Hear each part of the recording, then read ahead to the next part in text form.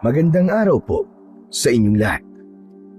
Sa araw po na ito ay isa na namang kwento ng pakikipagsapalaran at kababalaghan ang aking ihahatid sa inyo.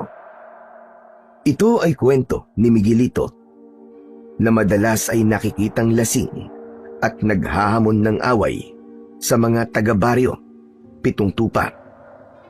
Kaya naman, naging malaking problema yun kay Lola Luciana dahil hindi na niya alam kung paano patitinuin ang kanyang apo. Ang pagkawala ng pamilya ang dahilan ng naging pagbabago ni Miguelito sapagkat hindi niya matanggap ang masakit na nakaraan. Subalit ang pagiging lasinggero pala ni Miguelito ang siyang magliligtas sa baryo mula sa panggugulo ng mga sigbin at ng aswang na nag-aalaga sa mga ito. Sa paanong paraan na ang negatibong asal at ginagawa ni Miguelito ay magiging kapaki-pakinabang sa kanya? Paano siya pagtitiwalaan ng isang mutya kung isa siyang lasinggero? Ang mga katanungang yan ay mabibigyan ng kasagutan sa kabuuan ng ating tampok na kwento sa araw na ito. Ngunit bago ang lahat, mga idol, huwag po nating kalimutang mag-subscribe, mag-like at i-hit ang notification bell sa aking mga YouTube channel na The Voice Addict at Apong Isaak para sa mas marami pang makapigil hininga na kwentong aswang at katatakutan mula sa mundo ng kababalaghan. Umpisahan na po natin ang kwento. Natataranta si Lola Lucia nang tawagin siya ng isang babaeng kapitbahay dahil sa ibinalita nito. Ano ka ba? Lasing na naman si Miguelito at nagwawala. Diyos ko, naku po. Wala na talagang ibinigay sa akin ng lalaking yon kundi ang sakit ng ulo. Ay sige na. Susunod ako. Pupuntahan ko ang pasaway kong apo. Tumakbo na ang babaeng kapitbahay at nakasunod doon si Lola Lucia. Pupuntahan nila si Miguelito na lasing at naghahamon ng away. O ano? Wala bang matapang dyan sa inyo, ha? Lumabas sa matapang at hanapin niyo ako. Ano? Nasaan ang matatapang dyan? Andito ako. Hanapin niyo ako. Kilala ng mga taga-baryo Pitong Tupa si Miguelito. Alam na ang asal nito kapag nalalasing, nagwawala at naghahamon ng away. Ika nga ang sabi ng iba ay maoy daw. Subalit hanggang doon lang yun. Hindi naman talaga siya nakikipag-away ni nananakit. Puro sigaw at yabang lang. Kaya hinahayaan na lamang ito ng mga taga-baryo. Ano? Labas sa matapang! Ano ba kayo? Wala bang lalabas dyan, ha? Para harapin ako? O naduduwag kayo sa akin? Lumabas na ang matapang! Labas! Akasan na kayo! Harapin niyo ako! Hanggang maya-maya pa, nakarating na sa lugar na kinaroroonan ni Miguelito ang kanyang Lola Luciana. Ala, sige. Ako ang matapang. Ako ang harapin mo. Tinabahan ka ng kulog na bata ka. O ano? Asan ang tapang mo ngayon? Nasaan? Hanapin ba ako? Pwera kayo, Lola Luciana. Hindi kayo kasama sa mga hinahamon ko. Hindi ko kayo papatulan. Lola ko kayo eh. Ako nga ang haharap sa'yo. Kaya ako ang patulan mo para makita mo ang hinahanap mo na buho ka. Sabi ko naman sa'yo, Lola Luciana, hindi ka kasama. Ang kulit mo rin, no? Matandaan na kayo, pasaway pa. Aba, talaga niya ko ito. Tinabaan ka ng lintik. At ako pa ngayon ang pasaway. Oo, pasaway kayo. Kasi nga sabi ko, hindi ka kasama sa mga hinahamon ko. Pwera ka! Sila lang! Kung hindi ako kasama, mas mabuti pag umuwi ka na lang para matulog ka na. Hindi pa ako inaantok. Saka wala pang lumalabas na gustong umasa sa hamon ko. Abay, napakakulit mo rin talaga, no? Ako nga ang kumakasa sa hamon mo. O ano? Square tayo. Magsuntukan tayo dito magdamag. Talagang uupakan kita nito basto na hawak ko. Maniwala ka sa akin. Lola, kalma lang. Sabi ko naman sa inyo, hindi ako kakasa sa inyo. Peace tayo, Lola. O ano? Natatakot ka pala sa akin eh. Mabuti pa sumama ka na sa akin umuwi. Dalian ba? Hinawakan na ni Lola Luciana sa damit ang apo at hinila. Ala, sige. Dalian mo na. Tama ng kayabangan mo rito, Miguelito. Walang mangyayari sa kalokohan mo ito. Itulog mo na lang yan. Lola naman eh, teka. Huwag niyo akong kalat ka rin. Nakakahiya ako. Aba, pero ka pa talagang nalalamang ganyang hiya-hiya. Bilisan mo! Sige na ho, susunod na ako sa inyo. Abay, dapat lang. At kanina pa ako nang gigigil na ihataw sa itong hawak kong baston. Ilalatay ko talaga to dyan sa katawan mo kapag hindi ka pa tumigil sa mga kalokohan mo. Wisit na bata ito. Kahit lasing si Miguelito, ay hindi pa rin nawawala ang kanyang respeto sa kanyang lola Luciana. Nakainom man siya, pero kapag naroon ang kanyang lola, ay tiklop kagad siya. Kaya walang nagawa ang lalaking lasinggero, kundi ang sumama sa kanyang lola papauwi. Pagdating ng bahay, ay pinatulog na ito ni Lola Luciana. Habang bagsak sa kamang yari sa kawayan si Miguelito, ay pinagmamasdan siya ng matandang babae. Kung kanina ay pagkainis ang nararamdaman niya sa kanyang apo, pero habang tinititigan ito, habang natutulog, ay napalitan yun ng awa. Dahil naaalala ng matandang babae ang rason kung bakit umabot sa ganung sitwasyon ang lalaking si Miguelito. Pamilyado na si Miguelito, masaya sa piling ng kanyang asawang si Nerissa at nag-iisang anak na si Angela na nasa 8 taong gulang. Pangangarit o pagkuha ng tuba mula sa ubod ng nyug ang isa sa trabaho ni Miguelito. Ipinagbibili niya yon at kung di mabibili ay ginagawa niyang suka. Sa ganung paraan niya binubuhay ang kanyang mag-ina, bukod sa pagtatrabaho din niya sa kanyang maliit na sakahan. Subalit ang kaligayahan na yon ni Miguelito kasama ang kanyang pamilya ay naging panandalian lamang dahil yun sa naging kamatayan ng kanyang asawa at nag-iisang anak. Sobrang sakit sa kanya ang pagkawala ng mga ito, lalo na't ang dahilan nun ay natagpuang walang buhay ang kanyang mag-ina sa kakahuyan. May kagat sa katawan ang mga ito at ang sabi ay namatay dahil sa kamandag. Hindi malinaw kung anong klase ng hayop ang pumatay sa kanyang mag-ina. Labis ang naging paghihirap ng kalooban ni Miguelito magmula noon. Hindi niya matanggap ang sinapit ng mga mahal sa buhay. Kahit anong pilit niyang kalimutan yon, ay hindi naging madali. Kaya pinili niyang uminom na lang ng alak dahil kapag nalalasing siya, ay nawawala sa isipan niya ang masakit na kapalaran. Sapagkat nalulunod ng alak ang kanyang matinding kalungkutan. Hinayaan ni Lola Luciana sa simula ang paglalasing ng apo dahil nga naiintindihan niya ang sitwasyon nito. Kaya nga lang ay nalulung na masyado si Miguelito sa pag-inom ng alak. Walang araw na hindi ito umiinom, na para bang karugtong na ng kanyang araw-araw na buhay ang pagtungga ng inuming nakalalasing. Maging ang dati nitong ginagawa at ang pagtatrabaho ay napapabayaan na.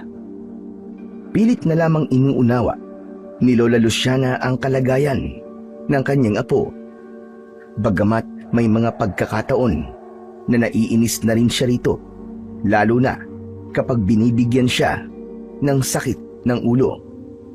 Gustuhin man niya na magbago ang apo, kaya lamang hindi niya alam kung papaano.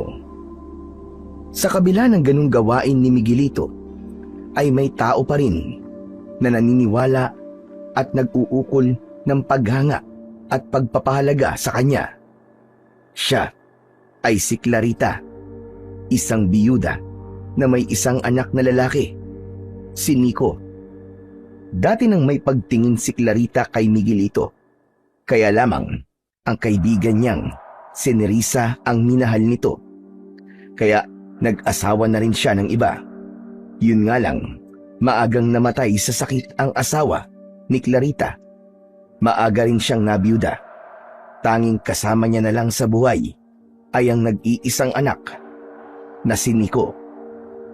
Nagpapakita ng pagmamalasakit si Clarita kay Miguelito, kaya nga lamang hindi siya pinapansin nito.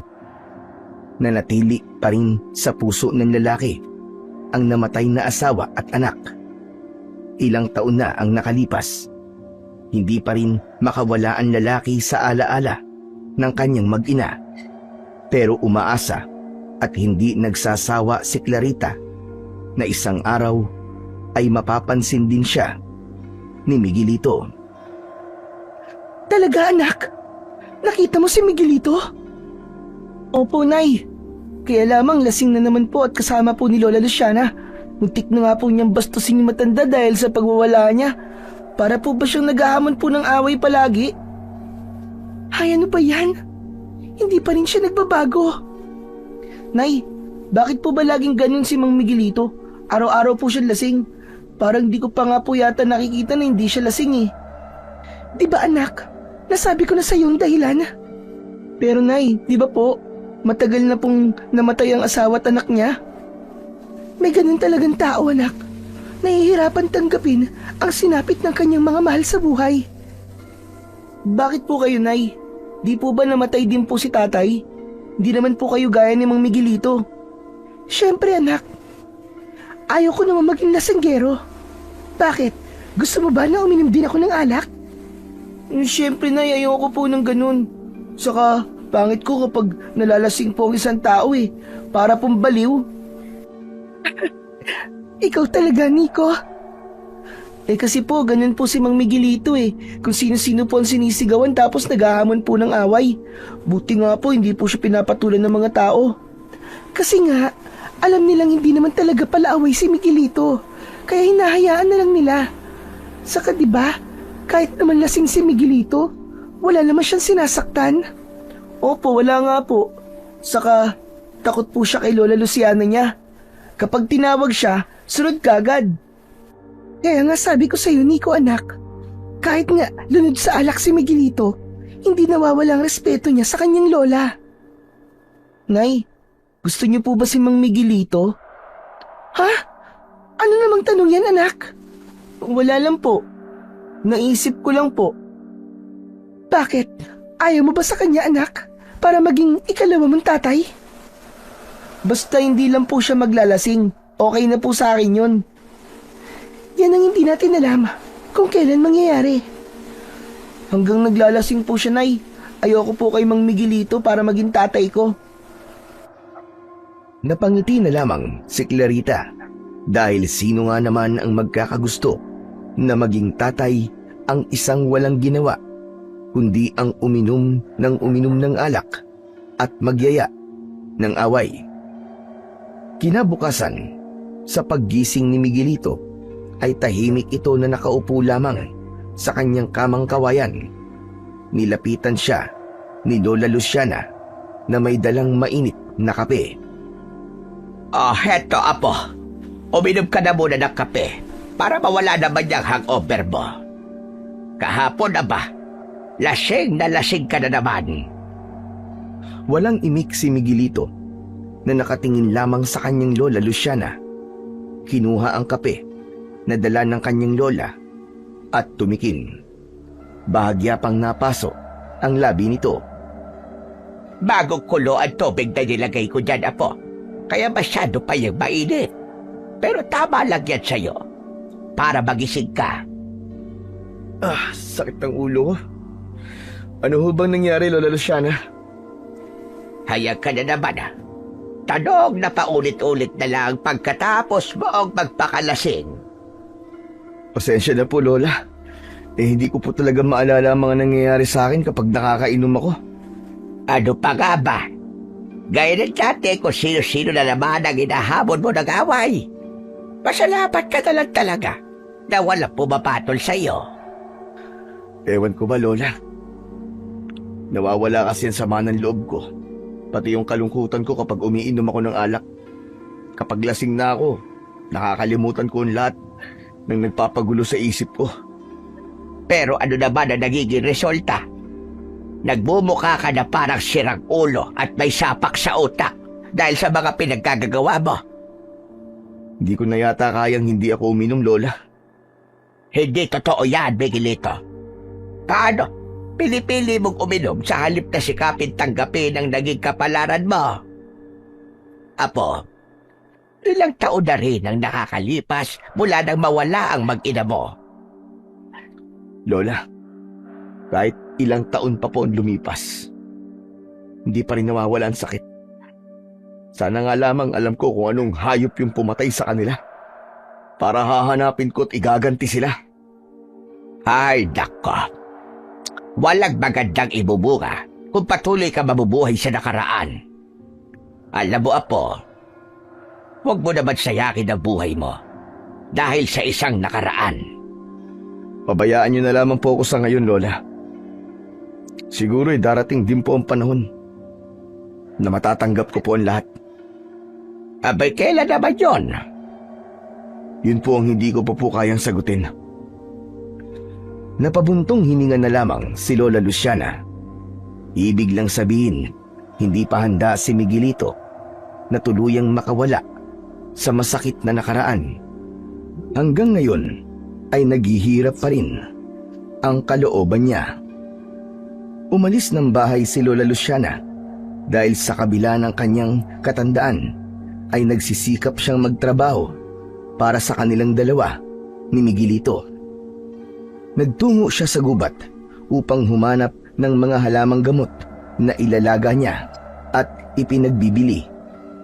Marunong ding manghilot ang matanda at sa bawat perang bayad sa serbisyo niya bilang hilot ay doon nanggagaling ang kanilang ginagamit sa araw-araw. Nang makabalik si Lola Luciana mula sa pangunguha ng mga halamang ugat, ay wala na naman sa kanilang bahay si Miguelito. Isang bagay lang ang agad na naisip niya. Yun ay gumawa na naman ng paraan ng apo niya para magkaroon ng pera at makabili ng alak. Dumidiskarte si Miguelito para kumita ng barya para sa alak. Tagakumpuni ng mga sirang parte ng bahay, tagalinis ng bakuran at kung ano-ano pa. Barya-barya man ang kinikita ay wala siyang pakialam basta may pambili siya ng alak na panglaman sa kanyang sikmura. Kaya kapag nakabili na ng alak si Miguelito, ay pupunta na ito sa isang kubo sa bukid na madalas niyang tambayan at doon niya mag-isang tutunggain at uubusin ng alak. Kapag tinamaan na siya, ay saka aalis ng kubo at magwawala. Liligaligin ang mga taga-baryo, maghamon ng away at gagawa ng eksena. Yun nga lamang, hindi na siya pinapansin, kundi pinagpapasensyahan na lamang. Subalit may mga pagkakataong ang kayabangang ipinapakita ni Miguelito kapag lasing ay napapakinabangan at nagiging makabuluhan. Gaya na lamang ng pangyayaring nakatakda para siya ay papurihan at hangaan. Takot na takot si Nico, ang anak ni Clarita, dahil hinahabol siya ng isang asong nagwawala. Hanggang sa nakasalubong ni Nico ang lasing na si Miguelito. Mang Miguelito! Mang Miguelito! Tulong! Tulungan niyo po ako, Mang Miguelito! Ano ba yon? Bakit, Nico? Ano ba nangyari sa'yo, ha? Mang Miguelito, tulong po, may humahabol po sa aking aso. Tulungan niyo po ako. Aso lang ba? Huwag kang mag-alala. Akong bahala. Yakang-yaka ko yan. Sige po, tulungan niyo na po ako. Hoy! Ikaw na asong ka lang, ha? Ako ang hanapin mo! Ipinatabi ni Miguelito si Nico at sinalubong niya ang paparating na asong nagwawala. Lumundag ang aso para sugurin si Miguelito. Nahawakan niya ang isang paa ng aso, saka pinaikot-ikot sa ere habang hawak ang isang paa ng aso. Sa kanya yon ibinalibag sa malayo. Tumama ang aso sa isang puno ng nyog at nang bumagsak ay hindi na ito gumagalaw. Parang nawala ng malay ang aso, kaya nailigtas ni Miguelito si Nico sa nagwawalang hayop. Nagpalakpakan ang mga taong nakakita sa pangyayaring yun. Hindi sila makapaniwala na magagawa yun ng isang taong ang akala nila ay tanging pag-inom lang ng alak ang alam. Masayang lumapit si Nico at nagpasalamat kay Mang Miguelito. Salamat po. Maraming salamat po sa tulong niyo, Mang Miguelito. Ayos lang, Utoy. Hindi ka ba kinagat nung asong yun? Hindi naman po. Salamat po talaga sa inyo, ang galing niyo po. Ang husay niyo po at ang tapang niyo pa. Idol na idol ko na po kayo ngayon. Kahit lagi po kayong lasing. Yun nga nagpapalakas ng loob ko eh. Alak. Gusto ko po makabawi po sa inyo, Mang Miguelito. Ganun ba? Simple lang naman ang makakapagpayasa sa akin eh. Alak. Yun lang ang gusto ko. Sige po. Sasabihin ko po sa nanay ko. Naging usap-usapan sa baryong Pitong Tupa ang ginawang pagliligtas ni Miguelito sa batang si Nico sa isang asong nagwawala. Kaya naman, maraming humanga rito at kahit madalas lasing, ay nakuha nila ang respeto ni Miguelito dahil nga sa kabayanihang ginawa nito.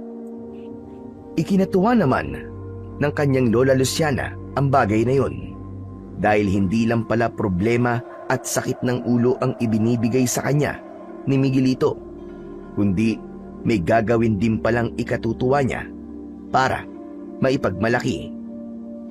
Natutuwa ako sa ginawa mong yun, Apo. Tama ang ginawa mo, Miguelito. Ngayon, hindi ka lang kilala bilang lasinggero, kundi tagapagligtas din. Tsamba lang po yun, Lola Luciana. Kahit na ano pang tawag mo doon, Apo, mabuti bagay pa rin ang ginawa mo dahil may buhay kang iniligtas. Kung may dapat po silang pasalamatan, Lola, hindi po ako yun. Abay, sino naman? Ikaw yung nagligtas kay Nico, hindi ba? Ikaw ang nakapagpatumba doon sa nagwawalang aso. Hindi nga po ako, Lola. Magpasalamat po sila doon sa nainom kong alak. Kundi po dahil sa alak na yun, ay hindi lalakas ang loob ko. Hindi ako tatapang at hindi magiging makapal ang mukha ko. Ibig sabihin, kapag ganyan ka na hindi nakakainom ng alak, hindi mo magagawang tulungan yung bata, ganun ba? Lola, alam niyo naman lumalakas lang po ang loob ko at parang nagiging manhid ang utak ko kapag may karga akong alak sa utak eh. Kapag wala, mahiyain at mas gusto kong nag-iisa lang ako. Hay, nako. Kung sa bagay ay tama ka naman. Pero hindi maganda. Nagagawa ka lang na mabuti kung nalalasing ka. Ganun po ako, Lola eh. Kaya hayaan niyo na lang. Ang mahalaga kahit paano eh, may silbi pa rin ako, lalo na kapag lasing. Napailing na lamang si Lola Luciana sa sinabi ng kanyang apo. Subalit tama rin ang sinabi nito.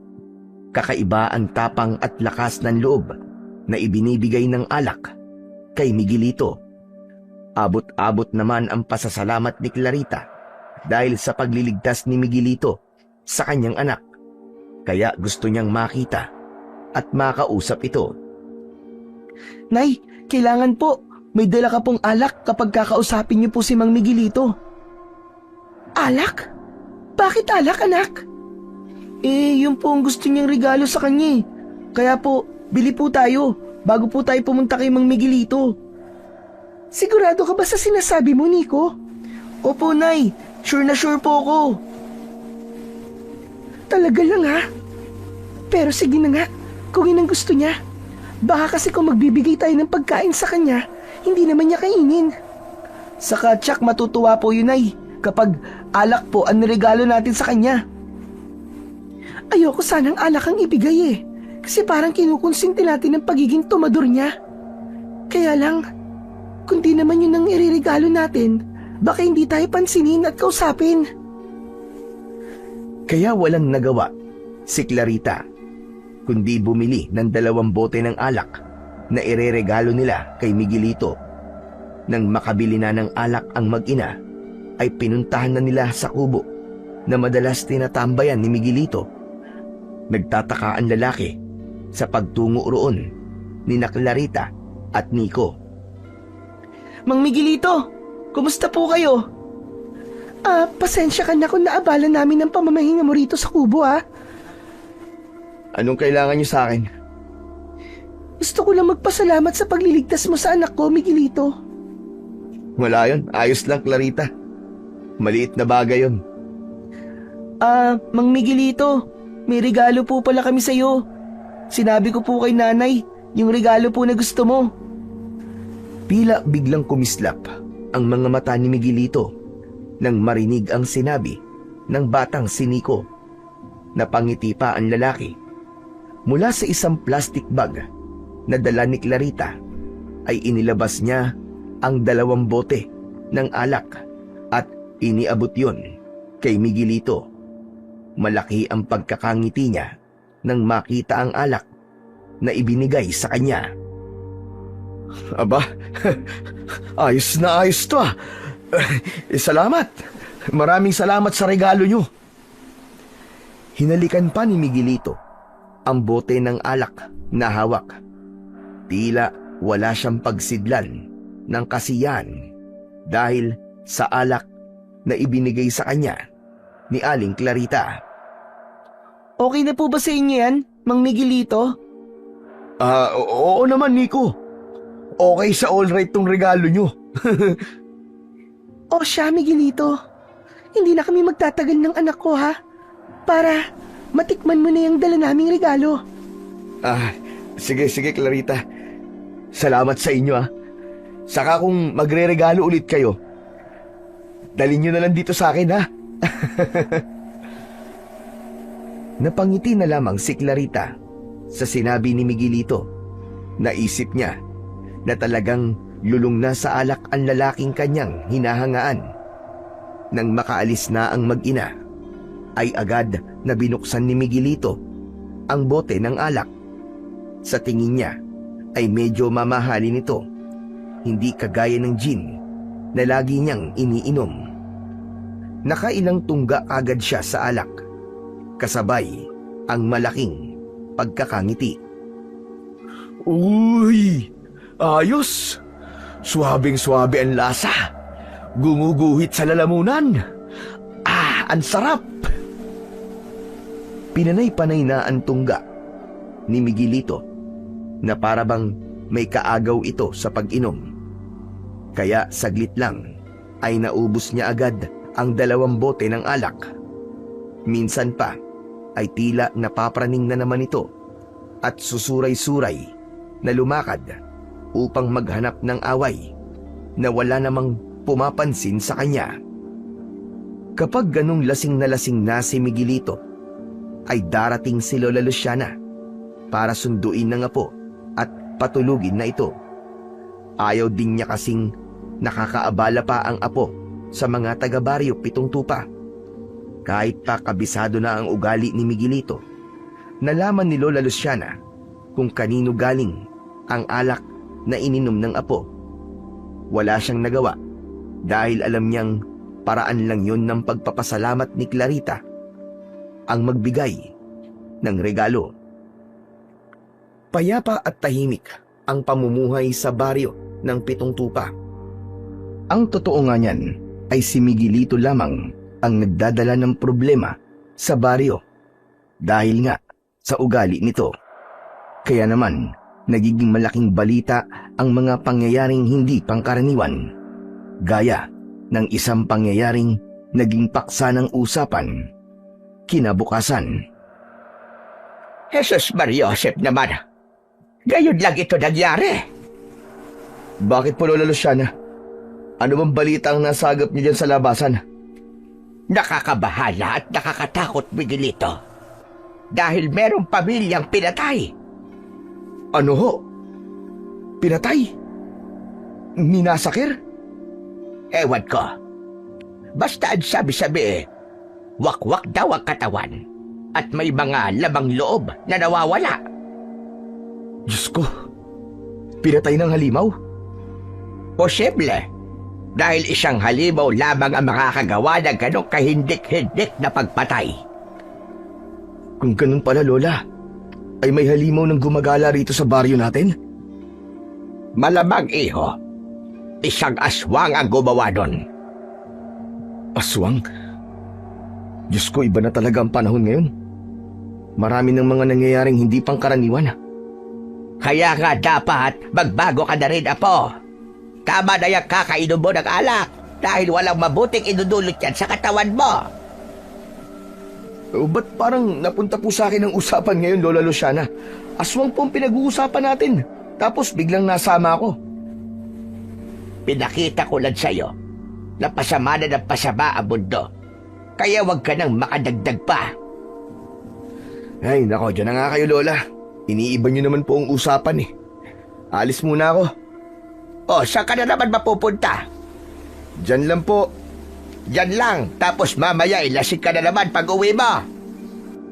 Tuloy-tuloy na umalis si Miguelito. Hindi na nito pinansin ang sasabihin pa ng kanyang lola. Ayaw rin kasi niyang marinig pa. Kaya mas mainam na iwan na lamang niya ito.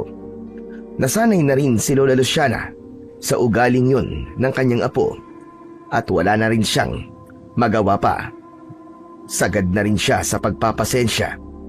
Nang wala na ang apo, ay naisip muli ng matandang babae ang tungkol sa aswang na pumatay ng isang pamilya. Hindi pangkaraniwan ang pangyayaring yun, kaya tiyak na ikinakabahala yun ng lahat ng naninirahan sa baryo ng Pitong Tupa. Samantala, naiwang nag-iisa si Nico sa kanilang bahay. Umalis ang kanyang nanay para dalhin ang ipinaluto sa kanyang biko. Pagluluto ng mga kakanin ang pinagkakakitaan ni Clarita. Sa ganung paraan sila nabubuhay ng kanyang anak. Nainip sa kanilang bahay si Nico, kaya naisipan itong lumabas para makipaglaro sana sa ibang bata. Kaya lamang, walang mga batang naglalaro. Marahil ay nasa kanilang bahay pa at hindi pinapayagang lumabas ng kanilang magulang. Dahil nga sa napabalitang masamang nangyari sa isang pamilya. Pero hindi yun ikinatatakot ni Nico. Dahil walang batang makalaro si Nico, kaya naisipan niyang magpunta sa kakahuyan kung saan merong dampa si Miguelito na nagiging pahingahan. Hindi rin alam ni Nico kung bakit dun siya dinala ng kanyang mga paa. Siguro dahil nagiging magaan na rin ang loob sa kanya ni Miguelito na minsan ay iniligtas siya. Dinatnan niya roon na natutulog ang lalaki. Hindi niya alam kung lasing ba ito, pero wala naman siyang nakikitang bote ng alak Nag-aalala siyang gisingin ito dahil baka magalit. Kaya nag-iikot-ikot muna siya. May mga puno ng bayabas malapit sa dampa. Nakita ni Nico na may mga hinog na bayabas at gusto niyang pitasin yun. Kaya nga lamang, medyo may kataasan yun. Kaya humanap siya ng tuyong sanga na magagamit para maabot ang hinog na bayabas. Pilit niyang sinungkit yun gamit ang nakitang tuyong sanga. Subalit hirap pa rin ang bata. Kaya hinampas na lang niya. Sa paulit-ulit na paghampas ay nalaglag din ang hinog na bayabas. Kaya lamang nakalikha siya ng ingay na dahilan para magising si Miguelito. Mainit ang ulo nito. Buisit naman o. Natutulog ang taong ingay-ingay. Sino ba yung nag-iingay na yun? Bumangon si Miguelito sa kanyang pagkakahiga para hanapin kung sino ang lumikha ng ingay na umistorbo sa kanya. Naku po, nagising si Mang Miguelito. Mukhang galit. Nakita ni Miguelito ang batang si Nico na agad namang humingi ng pasensya sa kanya. Sorry po Pasensya na po talaga kayo, Mang Miguelito. Naistorbo ko po yata ang pagtulog nyo. Ano bang ginagawa mo rito, Nico? Teka lang, dinalhan mo ba ako uli ng alak? Aba, ayos yan. Naku, wala po akong dali. Namasyal lang po ako dito. Naisip ko po na puntaan kayo para po makakwentuhan. Gusto mo makipagkwentuhan sa kagaya ko? Opo, kasi po alam kong mabait kayo at mabuting tao. Ako? Mabuting tao? Hindi kaya nahihibang ka na ha, iho? Hindi po, natitiyak ko pong mabuting tao po kayo. Kasi po iniligtas nyo nga po ako dun sa asong humahabol sa akin eh. Kaya alam ko po na mabait po kayo. Isang lasinggero, tinatawag mong mabait. Ayos ka rin ah. Mang Miguelito, lasinggero lang po kayo pero alam ko po, hindi po kayo masamang tao. Natahimik si Miguelito sa sinabi na yon ni Nico. Ang totoo, yun ang kauna-unahan niyang narinig na sinabihan siyang mabait at mabuting tao. Isang bata na hindi siya hinusgahan kung ano man siya o anong ginagawa niya. Salamat sa sinabi mo, Nico ah. Totoo naman po yun eh. Alam ko po na mabait po kayo. Nico, nasabi mo kanina na gusto mo makipagkwentuhan sa akin, di ba? Hindi ka ba natatakot? Hindi po. Saka alam ko po, kaibigan ko na po kayo eh. Kasi nga po, di ba iniligtas niyo po ako? Pwede namang maging magkaibigan tayo, di po ba? Oo naman, pwede. Natutuwa nga ako na gusto mo ako maging kaibigan. Samantalang yung ibang tao ayaw na ayaw sa akin. Basta po ako, kuya. Gusto ko maging kaibigan po kayo. Saka nakakatuwa po pala kayong kausap kapag hindi po kayo lasing. Saka mas magandang lalaki po pala kayo kapag wala po kayong toma. Bakit? Ano bang itsura ko kapag nakainom ako? Para po kayong may siltik sa utak eh. Mukha po kayong praning na lagi po naghahamon ng away. Loko ka. Pero tama naman yung sinabi mo eh. Kaya nga maraming naiinis sa akin. Kaya nga po, mas maigi po na wag na lang po kayong uminom para po mas marami kayong maging kaibigan. Alam mo kasi, Nico, sa alak lang nanggagaling ang tapang at lakas ng loob ko eh. Saka nakakalimutan ko ang lahat ng problema ko kapag lasing ako. Lalo na yung nangyari sa pamilya ko.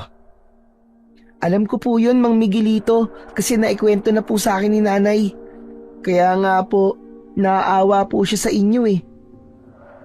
Teka nga, wag na nga lang natin pag-usapan yun. Ayoko maging malungkot. Sige po. Mang Miguelito, eto nga po pala.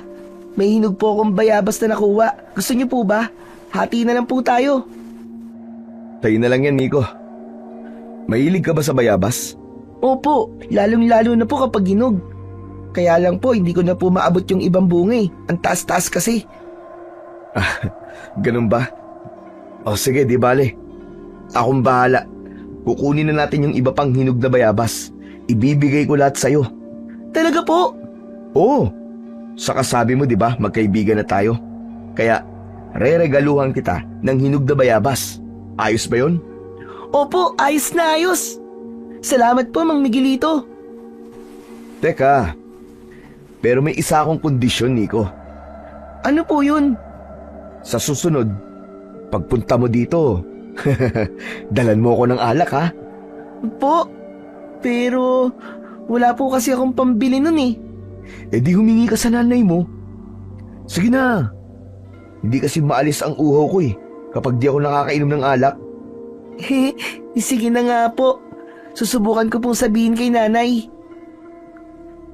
Yun ang naging simula upang maging malapit sa isa't isa si Nico at Miguelito. Kaya nang sumunod na pagdalaw ng bata kay Miguelito sa tambayan nitong dampa, ay may dala na nga itong alak. Galing sa kanyang ina ang ipinambili niya. Hindi rin kasi mapahindian ni Clarita ang pakiusap ng anak, lalo na't para yon kay Miguelito na alam niyang may utang na loob sila dahil sa ginawa nitong pagliligtas kay Nico. Samantala, sa bahay naman ni Clarita ay kanina pa niya hinihintay ang kanyang anak. Alam niyang nagpunta yon kay Miguelito. Lumabas ito ng bahay upang hintayin sa labas ng bahay ang pag-uwi ng kanyang anak. Sa kanyang paglabas ay nakita niyang may lalaking naghihintay doon. Napakunot ang noo ni Clarita. Pamilyar sa kanya ang lalaking yon. Calixto? Ikaw nga ba yan? Oo, Clarita. Nagbalik ka dito sa baryong Pinungtupa? Oo. Dahil may binalikan ako. Sino? Ikaw? Akala mo yata madadala mo ako sa kalukuhan mong yan. Alam ko may iba kang binalikan dito. Bahala ka kung ayaw mo maniwala sa akin. Calixto, diba, sinabi ko na sa'yo, huwag mo sabihin aasa ka uli. Bakit? Masama bang umasa uli? Saka hanggang ngayon, wala ka pa rin namang asawa. Dahil mas pinili kong huwag nang mag-asawa pa. Kaya pasensya ka na.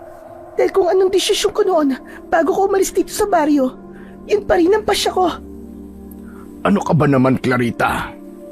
Unang araw ng pagkikita natin, pagkatapos ng kung ilang taon na di tayo nagkita, iyan kagad ang sasabihin mo sa akin. Pambihira ka naman. Mas maigi ng diretsahin kita para hindi ka na umasa pa. Dating naging manliligaw ni Clarita si Calixto. Lalo na nung nabiyuda siya, ay hindi na siya tinigilan nito.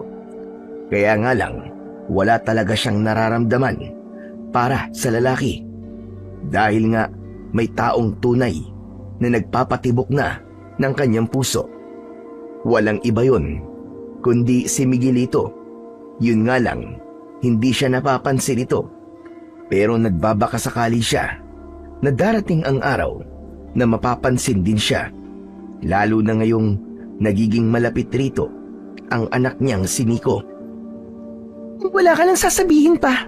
Salamat na lang sa pagdalaw mo, Calixto. Papasok na muna ako sa loob ng bahay. Marami pa akong kailangan gawin. Busy ako.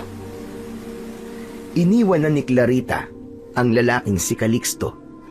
Subalit kung nakikita lang sana ng babae ang itsura ng lalaking kausap niya kanina, ay hindi niya magugustuhan ang reaksyon ng mukha nito. Nakakunot ang noo nito, subalit may lumitaw na kakaibang ngisi sa mga labi. Tila ba may hindi magandang pinaplano ito?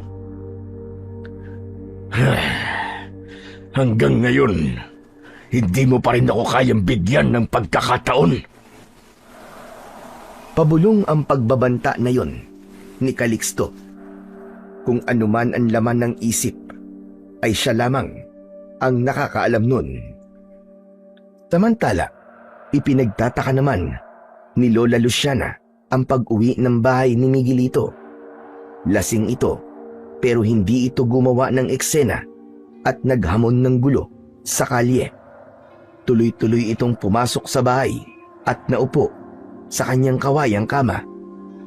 Kaya napatanong si Lola Luciana sa kanyang apo. Ayos ka lang ba ha, Miguelito? Oo naman po, Lola. Bakit ba? Wala ka bang sakit? Wala. Okay lang ako, Lola. Okay lang ako. Lasing lang po ako pero wala akong sakit. Kaya ayos lang ako, Lola. Wala problema. Bihira. Isa yata itong himala. Bakit niyo naman po nasabi na isa tong himala, Lola? Hindi kasi ganyan ang Miguelito na kilala ko. Ang kilala ko, Miguelito, maingay. Nagwawala kapag nalalasing. Pero ikaw ngayon ay nandito sa loob ng bahay at tahimik. Bakit, apo? Ano bang klase ng alak ang nainom mo ngayon? Parang hindi yata panis. Parang imported yata. Lola, yung ininom ko, gaya din ng alak na dati kong iniinom. Bakit ibang-iba ka nga ngayon, apo? Ano ba dahilan?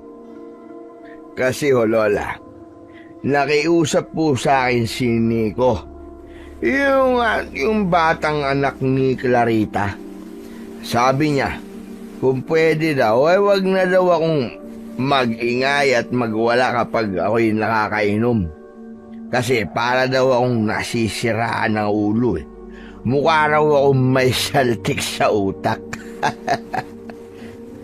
Tama naman siya, apo. Ganun na ganun ka nga. Kaya nga madalas gusto kong bambuhin ka na lang ng bastot ko. Kasi sobra-sobra na kahihiyang ibinibigay mo sa akin. Maigi naman at napag-isip-isip mo yon. Kaya tama lang, nasundin mo ang pakiusap na yon ni Nico. Kaibigan ko na po kasi ang batang yun, Lola. Aba, talagang himala. Dahil sa dami na maaari mo maging kaibigan, ay isang bata pang naging kaibigan mo. Kasi Lola, natutuwa ako sa kanya eh. Hindi siya natatakot sa akin. Saka siya mismo may gusto na maging kaibigan ko siya. Aba, sino ba naman ako para tumanggi? Mabait naman na bata si Nico.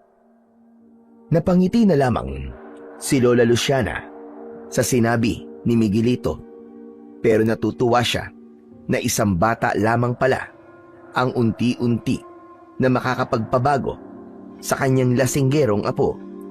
Yun nga lang, lasinggero pa rin, pero kahit paano ay nabawasan na ang kalokohang ginagawa kapag kargado ng alak.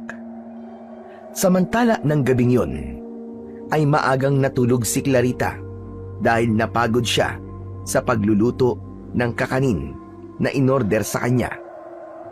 Nakaramdam siya ng panunubig, kaya nagising siya at nagpunta sa kubeta. Habang nasa loob siya, ay may kakaibang ingay siyang naririnig at tila may kumakalayg sa bubungan ng kanilang bahay. Nagtataka si Clarita na bahagyang nakaramdam ng takot, pero kailangan niyang lakasan ang kanyang loob.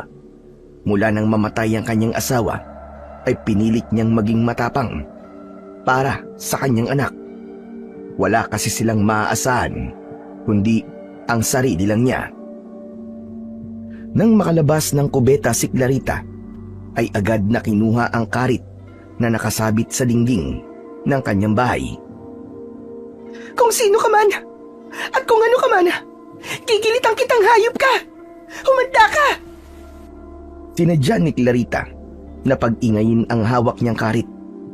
Pinatunog niya yon habang ang talim ay pinalakad sa dingding na kawayan, kaya lumikha yun ng kakaibang ingay. Hindi yun kaaya-aya sa pandinig ng kung anumang nilalang na nasa labas ng bahay. Sinasabi ko na nga ba?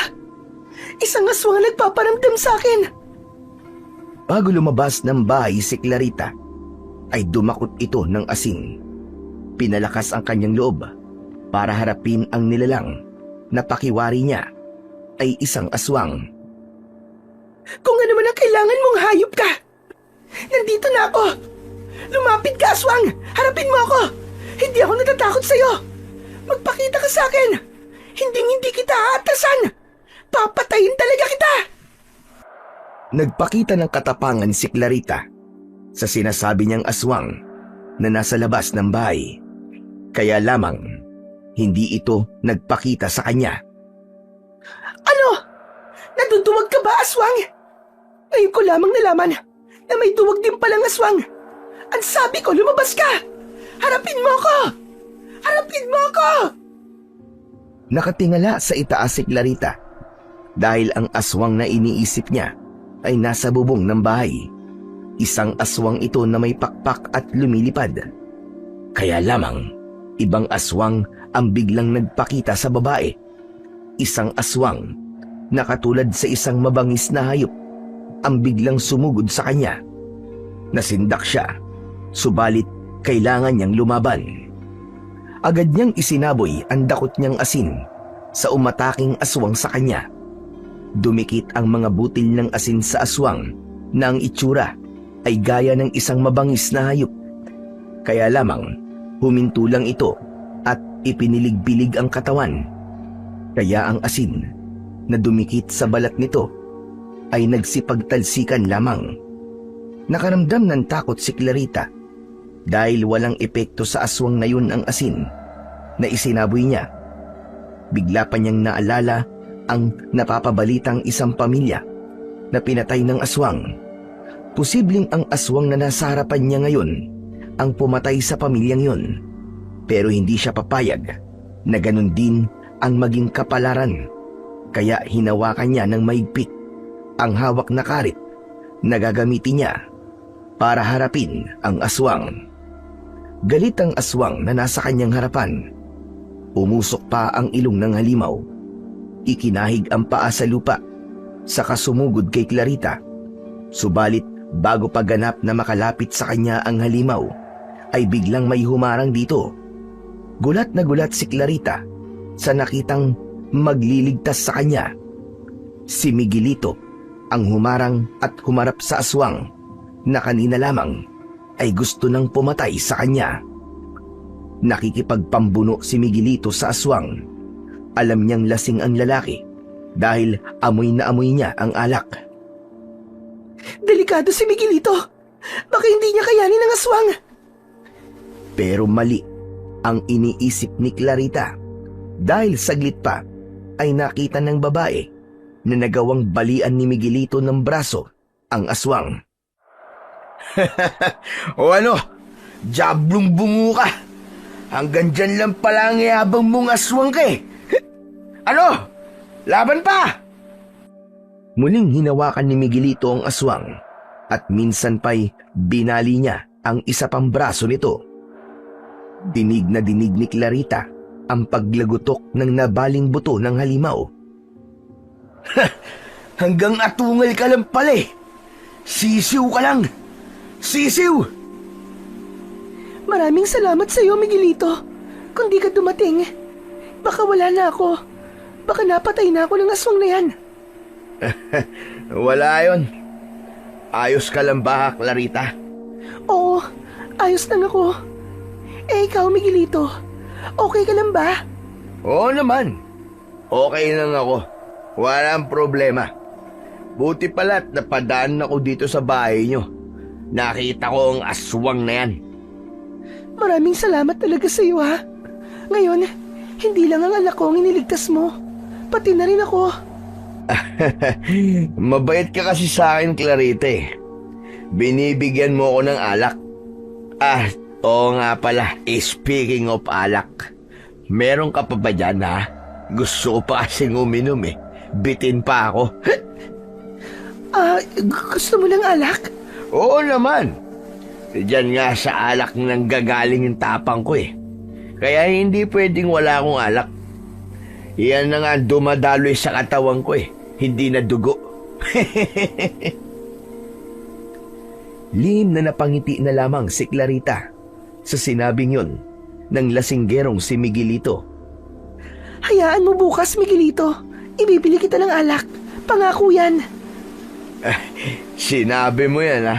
Aasahan ko. Tuparin mo yan. Oo, Miguelito. Bibigyan kita bukas. Pangako.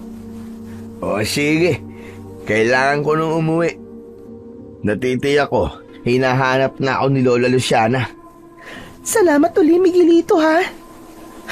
Wala yun. Basta yung alak ko bukas, ha? Babalik ako rito. Kukunin ko yun. Napailing na lamang si Clarita. Pero paano ba niya tatanggihang bigyan ang isang taong pinagkakautangan nila ng buhay ng kanyang anak na si Nico? Napaisip din ang babae na paano ba pagkakaitan ng alak ang kagaya ni Miguelito kung sabi nga niya ay sa pagiging lasing at sa alak nang gagaling ang kanyang lakas at tapang. Nang makauwi na si Miguelito, ay dinatnan niyang gising ang kanyang lola Luciana. Gabing-gabi, ay kayo ka lamang umuwi. Napalaban mo ko, Lola. Ano ka mo? May nakaaway ka ba? Akala ko ba hindi ka na nakikipag-away, ha? Nagpakalasing ka na naman para manggulo. Ang bihira ka talagang bata ka. Ano ba yan? Relax lang, La. Relax. Wala po akong ginulo. Pero may pinatay ako. Jesus Mariosep, demontres ka. Mapapatay ka na rin ngayon. Lalo mo lang ginulo ang buhay mo, Miguelito. Naku po. Sobrang ang sakit ng ulo na binibigay mo sa akin. La, sabi ko nga relax lang. Patapusin mo kaya muna ako magkwento.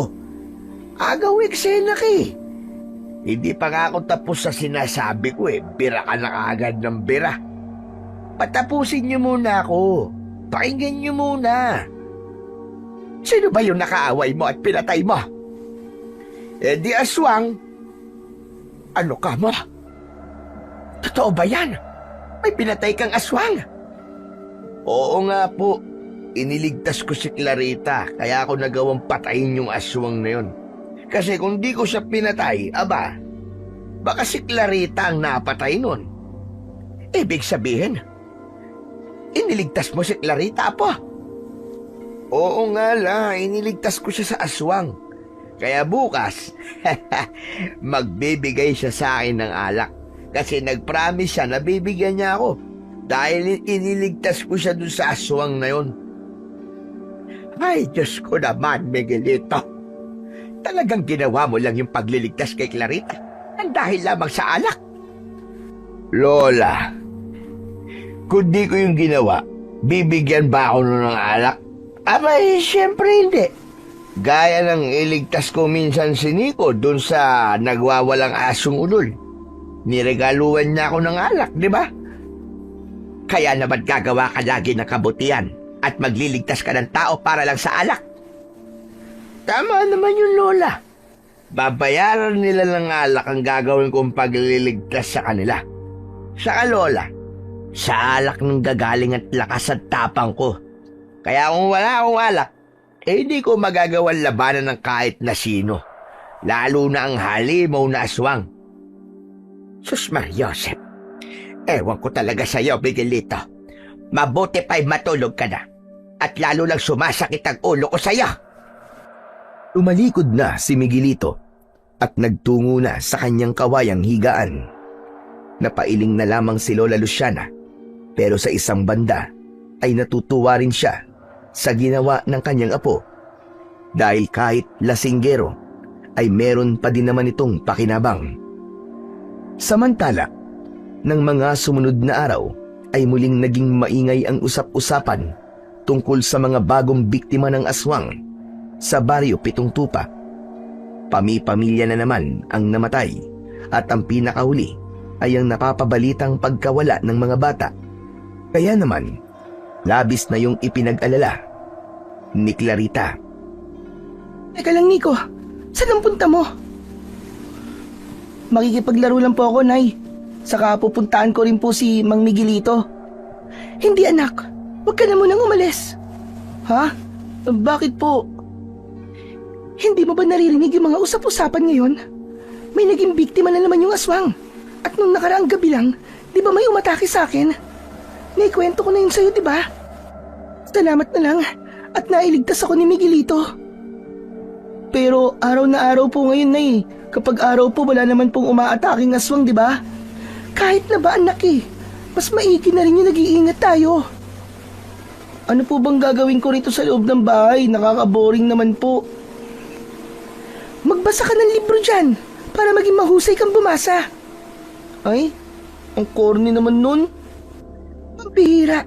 Ano bang corny sa pagbabasa, anak? Mas maigi yung nagbabasa dahil marami ka matututunan. Sige na, magbasa ka na at huwag ka na munang lumabas ng bahay. Napakamot na lamang ng kanyang ulo si Nico. Alam niyang wala siyang ligtas sa kanyang ina. Hindi siya makakalabas para makipaglaro. Samantala, nang sumapit ang gabi sa isang liblib na lugar ng baryo Pitong Tupa, habang ang bilog na buwan ay nagbibigay ng malamlam na sikat, ay nakaluhod ang isang nilalang na ang kamay ay nakataas habang nakatingala sa sinag ng buwan. Siya ay walang iba kundi si Calixto, ang mangingibig ni Clarita na matagal na nawala sa baryo, subalit nagbalik. Hindi malinaw ang tunay na dahilan ng kanyang pagbabalik, subalit kasama na roon na binalikan niya ay si Clarita. Kaya nga lang, hanggang sa kanyang pagbabalik ay ipinaramdam ng babae ang kabiguan ni Calixto. Hindi pa rin ito kayang tanggapin ang pag-ibig niya. Habang nakatingala sa liwanag ng buwan si Calixto, ay may binubulong ito sa hangin. Umuusal ng isang dasal habang ang dalawang kamay ay nakataas ng bagya. Maya-maya pa ay isinubsob ang kanyang ulo sa lupa kasama ang kamay. Sa pagkakalapat ng muka ni Calixto sa lupa ay unti-unti nagbago ang anyo nito. Humaba ang kanyang nguso at lumaki ang kanyang tenga. Nagbago rin ang hugis ng kanyang katawan at tinubuan ng makapal at matitigas na balahibo. Nagkulay dugo ang kanyang mga mata na kumislap pa dahil sa sinag ng buwan. Naging isang aswang si Calixto. Itiningala nito ang kanyang ulo at umalulong na katulad ng isang asong lobo. Saglit pa ay may mga aninong gumagalaw na malapit kay Calixto na noon ay nasa anyo ng isang aswang. Mga hayop na sigbin ang lumapit sa kanya. Yumuko pa ang ulo ng mga sigbin na lumapit kay Calixto na tila nagbigay pugay sa kanilang pinuno. Saka lumakad na patungo sa mas lalo pang kadiliman ang aswang na si Calixto. Nakasunod sa kanya ang mga sigbin na nagsisilbing mga alagad niya. Nagtungo sa mga kabahayan ang mga sigbin sa pangunguna ni Calixto. Ang mga taong naabutan nila na nasa labas ng bahay ng ganung oras ay napahamak lahat. Inatake sila ng mga sigbin, sinakmal sa leeg at kinain ang lamang loob. Nagkataon naman na nasa loob ng bahay ng mga sandaling yun sina Lola Luciana at Miguelito. Nagising sila sa ingay ng mga nilalang na nasa labas ng bahay. May mga sigawan para humingi ng tulong. Gustong lumabas ni Miguelito pero pinigilan siya ni Lola Luciana. Wag po, wag kang lalabas. Delikado. Lola, hindi naman talaga ako lalabas eh. Sisilip lang po ako sa bintana. Sumilip si Miguelito at nakita niya ang mga sigbin na pakalat-kalat at gumagala sa labas ng kanilang bahay. Naku po, huwag naman sana silang pumasok dito sa loob ng bahay natin, Apo. Huwag po kayo mag-alala, Lola. Hindi sila papasok. Bakit nangyayari na ito sa baryo natin ngayon? Dumadami na ang mga alagad ng dilim. Nakakatakot na tumira dito sa baryo Pitong Tupa. Sayang. Sayang talaga. Ano sayang ang sinasabi mo? Kayang-kaya ko sanang harapin ang mga yun eh. Ganyan yung halimaw na nakaengkwentro ko na umatake kay Clarita eh. Ngayon, ay hindi mo kaya, Miguelito? Dahil kalmado ang utak ko ngayon, Lola eh. Mahina ang loob ko dahil walang kargaan tiyan ko. Walang lamang alak. Hindi ako lasing. Sigurado ka ba dyan sa sinasabi mo, bata ka? Na kapag lasing ka, kaya mong humarap sa mga aswang? Opo, Lola Luciana. Hindi ko alam kung bakit eh. Pero yun ang nararamdaman ko. Kakaibang taglay kong tapang kapag lasing ako. Kaya kahit gustuin ko man lumabas, hindi ko sigurado kung kakayanin kong harapin ang mga aswang na yun nang hindi ako lasing. Maya-maya pa ay nawala ang ingay. Tila umalis na ang mga sigbin na gumagala sa labas ng bahay. Kasunod noon ay ang pagtilaok ng manok. Yung pala ang ikinakatakot ng mga sigbin. Magsisimula ng sumikat ang araw at hindi na maaaring masikatan ng sinag ng araw ang kanilang katawan, kundi posible silang matunaw at yun na ang kanilang magiging kamatayan.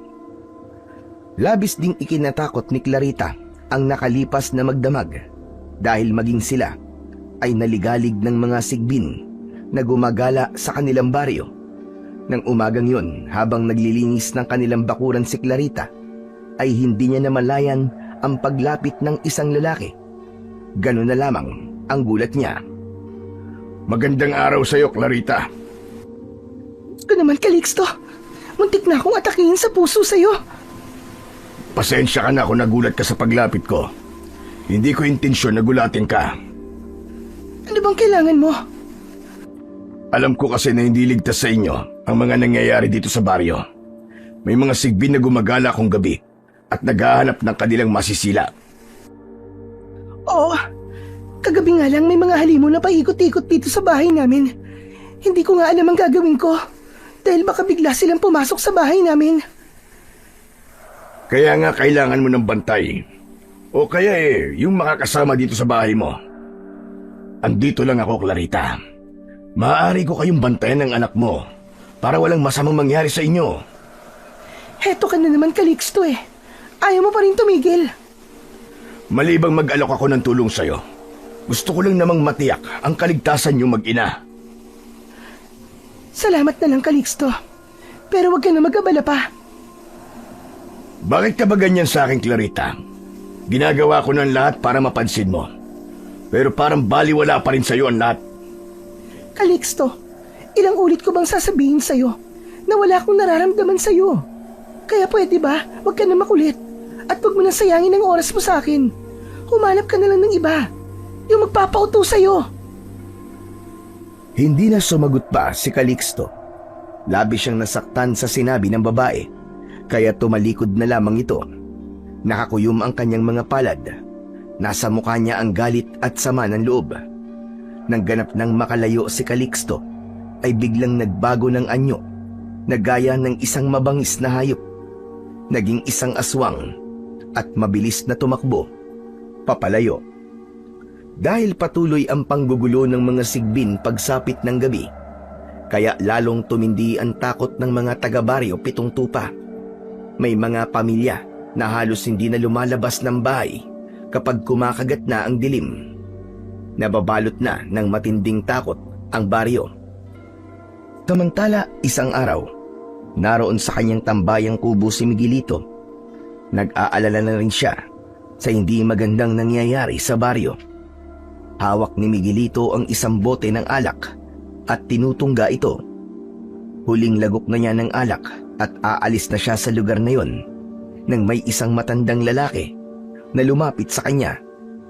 Kinusot-kusot pa niya ang kanyang mga mata sa pag-aakalang namamalikmata lamang siya. Teka, totoo? Totoo bang may matandang lalaki na lumapit sa akin? Oo, Amang. Totoo ako. At hindi ako guni-guni. Teka, sino ba kayo? Anong kailangan niyo sa akin? Kung gusto niyo makipag-inuman, pasensya na ho kayo, tatang. Wala na, ubus na ang alak na dala ko. Maliban na lamang kung may dala kayo, masaya yon. O naman, may dala ko. Narito sa loob ng bitbit kong bayong. Aba, good news yan. Teka, Ingkong. Ngayon ko lang kayo nakita sa lugar na to. Matagal na akong tumatambay dito. Pero, yun nga, ngayon ko lang kayo nakita. Hindi kayo pamilyar sa akin eh. Napadaan lang ako at nakita nga kita na umiinom. Kaya sabi ko, ikaw nga ang kailangan ko. Teka, bago pa umaba usapan natin. Maupo na muna kayo. Saka, maaari ko bang malaman kung ano ang pangalan nyo? Ako si Guido. Pero, Apo Guido ang tawag nila sa akin. At ikaw, sino ka? Miguelito is my name. Madalas nag-iisa ako. Iniiwasan ako ng mga tao dahil yung iba, natatakot sila sa akin eh. Dahil lagi kang lasing. Lasinggero ka, ganun ba? Correct. Tama kayo, Apo Guido. Pero may dahilan kung bakit ako umabot sa ganito. Dahil sa pagkawala ng mga mahal ko sa buhay. Nakikita ko ang kalungkutan sa iyong mga mata, Miguelito. Pero sana, huwag kang patuloy na mabuhay sa kalungkutan. Masaya ang buhay, baka akala mo. Gusto ko pong makalimutan na ang lahat ng masasakit na nangyari sa akin. Kaya nga lang, hindi ko magawa eh. Kailangan mo lang gawin ay maging abala, Miguelito. Gugulin mo ang panahon mo sa ibang bagay at unti-unti matatanggap mo ang lahat. Makikita mo ang ganda ng buhay. Dahil kung nabubuhay lang ang iyong pamilya, hindi nila gugustuhin makita kang ganito na nag-iisa. Parang mas gusto kong mag-inom na lang tayo, Apo Guido. Ayoko na muna maalala ang lahat. Ayoko maging malungkot. O sige, ilalabas ko na ang dala kong alak. Mula sa bitbit na bayong ng matandang si Apo Guido, ay inilabas niya ang alak na nakalagay sa isang kahoy na sisidlan. Binuksan niya yon. Agad na naamoy ni Miguelito. Natakam siya sa amoy ng alak. Alam nyo, marami na akong alak na natikman. Pero kakaiba ang amoy ng alak na dala nyo, Apo Guido. Ako ang gumawa ng alak na ito. At gawa ito sa maliit na prutas na bignay. Kinatas ko ang prutas at inimbak ng kung ilang buwan upang maging masarap na alak. Ayos ha. Bago yun sa pandinig ko ah. Sige. Gusto ko nang tikman ng alak na yan na mula sa bignay, Apo Guido. Subalit hindi lang ito basta alak, kundi taglay ng alak na gawa mismo mula sa bignay ay ang mutya na nakatago sa katas nito. Ano? Mutya mula sa katas ng bignay? Oo, Miguelito. Kapag nainom mo ang alak mula sa katas ng bignay, ay tataglayin mo rin ang mutya at ito ay hahalo sa iyong dugo. Magbibigay sa iyo ng lakas para maging tagapagtanggol. Malalasing ka tuwing iinom ka ng alak mula sa bignay, pero kapalit naman nun ay ang kapangyarihan upang labanan ang mga kampo ng dilim, lalo na ang mga aswang at sigbin na nanggugulo dito sa baryo Pitong Tupa. Ikaw ang magiging manunugis na papatay sa mga aswang at kampon ng kadiliman. Ibig mong sabihin, Apo Guido, ako ang lalaban sa mga halimaw na gumagala? Oo, Miguelito. Upang galap ng magbago ang tingin sa'yo ng mga taga rito. Hindi gaya ng pagkakakilala nila sa'yo na walang silbi at lasinggero. Ikaw ang kauna-unang lasinggero na magkakaroon ng silbi sa lugar na to. Dahil ikaw ang poprotekta sa mga taga rito laban sa kasamaan ng mga aswang. Sige po, Apo Guido. Payag ako dyan sa sinabi nyo. Kapag naging abala ka sa pagliligtas sa mga taga rito, unti-unti nang magbabago ang buhay mo, Miguelito. Makakalimutan mo ang masakit na nangyayari sa'yo. At magkakaroon ka ng bagong pag-asa at pananaw sa iyong buhay. Bahala na po.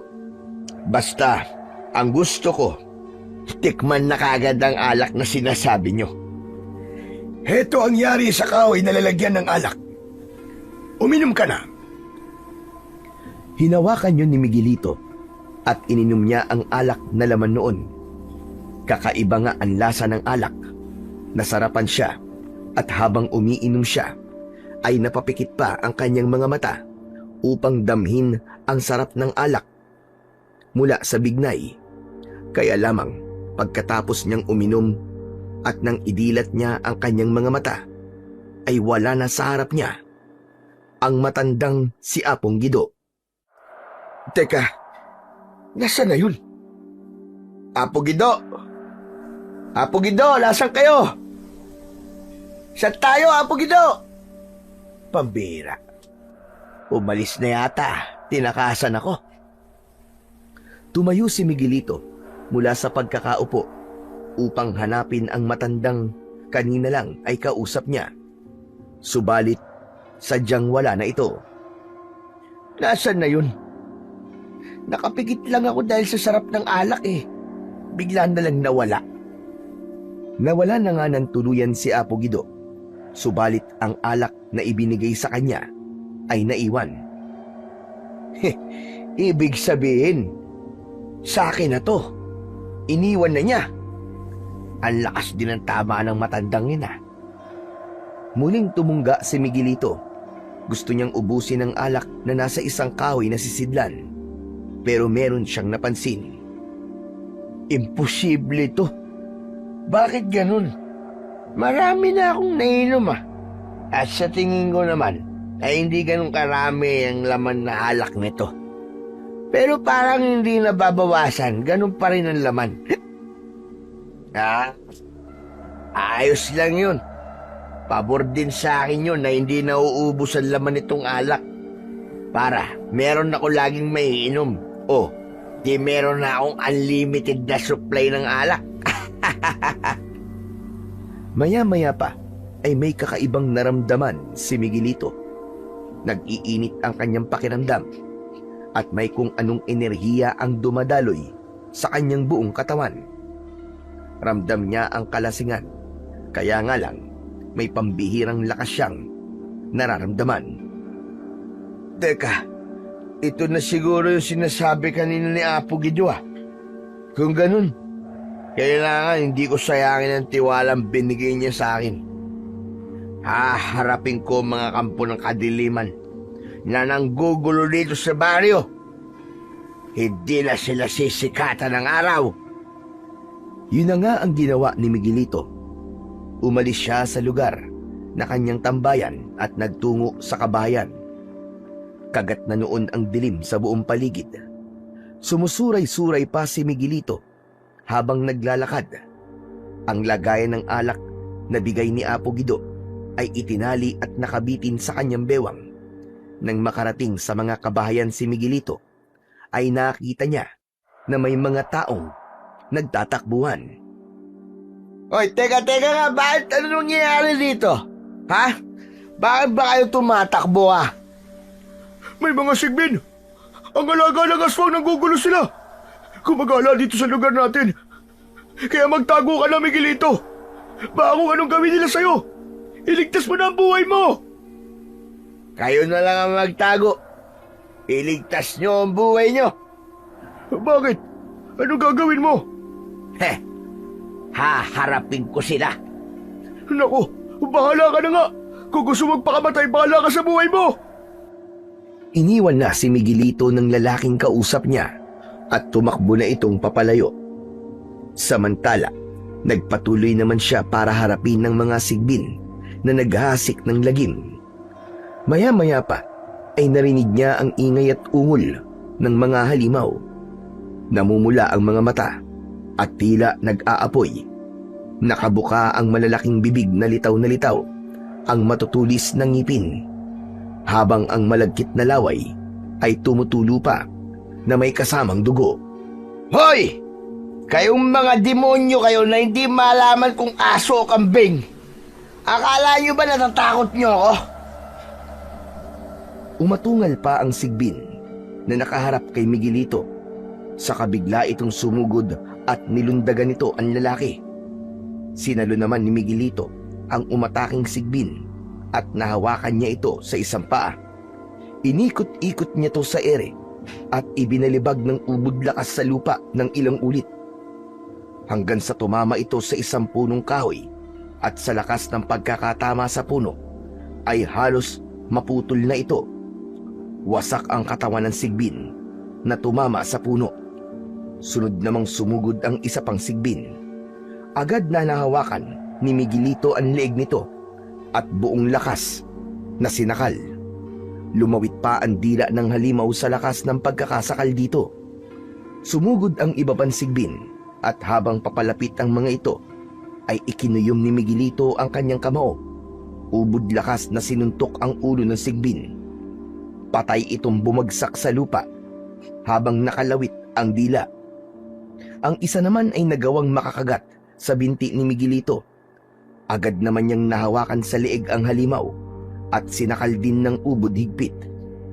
Katulad din ng mga naunang hayop, lawit ang dila nito at nawalan din ng buhay. Dahil sa mga pangyayaring yun, ay tila natakot nang lumapit ang iba pang sigbin na naroon. Kaya naman, si Miguelito na lang ang lumapit sa mga halimaw na nakakalat. Subalit umurong ang mga ito sa ginawa niyang paglapit. Nang ihanda niya ang kanyang mga kamao upang buntalin ang mga sigbin na naroon, ay nagtakbuhan ng mga ito papalayo hanggang sa mawala na sa kadiliman. Napangiti na lamang siya. Hindi rin niya ganap na mapaniwalaan ang mga nangyari sa kanya ng gabing yun. Tunay na kakaiba ang taglay niyang lakas para magapi ng ganun kadali ang mga kampon ng dilim na umatake sa kanya. Samantala, ang tagumpay ni Miguelito ng gabing yun ay labis naman na ikinagalit ni Calixto. Siya ang aswang na nag-aalaga sa mga sigbin. Hindi mapaniwalaan na natalo ng ganun kadali ang matatapang at malalakas niyang alaga. Kung sino ka man na pumatay sa mga alaga ko, magbabayad kang hayop ka. Hindi ko to mapapalagpas. Maraming nabawas sa aking mga alaga. Kailangan mapalitan sila. Dapat humanap ng mga magiging kapalit sa mga sigbin na napatay. Nang sumunod na araw, ay nagtaka si Lola Luciana nang dumating sa kanilang bahay si Clarita. Umiiyak ang babae. Agad na nag-alala ang matanda na may ginawang kalokohan si Miguelito. Si Raulong Miguelito yun Bakit, Clarita? Anong ginawa sa'yo ng lalaking yon? Hindi ko mapapalagpas ang ginawa niyang kalokohan sa'yo. Talagang sasamain na siya sa akin. Naku, nagkakamali po kayo, Aling Luciana. Wala pong masamang ginawa sa akin si Miguelito. Bakit mo siya hinahanap at umiiyak ka pa? Hihingi po sana ako ng tulong sa kanya. Kailangan ko po ng tulong niya. Siya namang dating ni Miguelito. Hindi ito lasing, kaya medyo mahirap kausap. Salamat naman at dumating ka na, Miguelito. Maanong kausapin mo nga itong si Clarita? Kinabahan tuloy ako. Akala ko may ginawa ka na katarantaduhan sa kanya.